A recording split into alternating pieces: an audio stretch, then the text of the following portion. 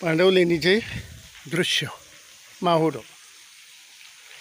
फार सुंदर अशी लेणी आपण बघायला आलो आहे. हे बघा, ह्या लेण्या आहेत. तिथे पांडवांनी अज्ञातवासामध्ये आपला जीवनकाल इथे घालवला होता. हे बघा, हनुमंताचे मंदिर आतमध्ये पुढं दिसत नाही. हां, हे वरतून पाणी पडत आहे. छान अशी लेणी आहेत. पांडवकालीन लेणीला म्हणतात. आता आम्ही इथे पोचलो आहोत. आता ते बसण्याची व्यवस्था झालेली आहे. हे बघा, पुन्हा दगडाचं छत आहे. सुंदर असं चारी बाजूंनी सुंदर असं वातावरण आहे. कधी एखाद्या वेळेस येताना इथं दगड किंवा काहीतरी वाजवून बघावं, नाही तर इथे अस्वल बसलेली असण्याची शक्यता असते. ही पांडव लेणी आहे. भगवान शंकराची पिंड दिसते समोर.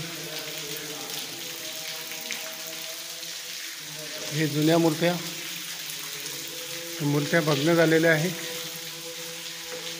बघा, ही एक मूर्तीची दुरावस्था झालेली आहे.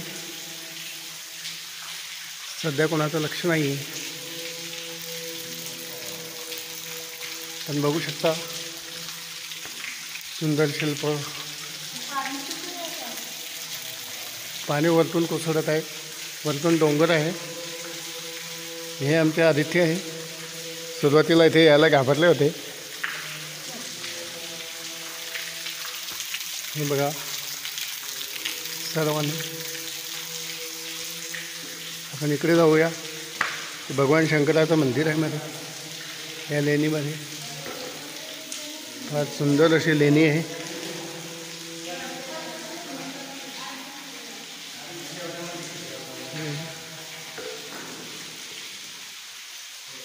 आतमध्ये पूजा चालू आहे. भगवान शंकराचं मंदिर एक आहे. पांडवांनी आपला अज्ञातवास या ठिकाणी काढला होता.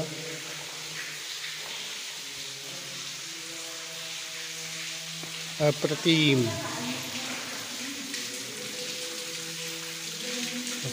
असा नजारा.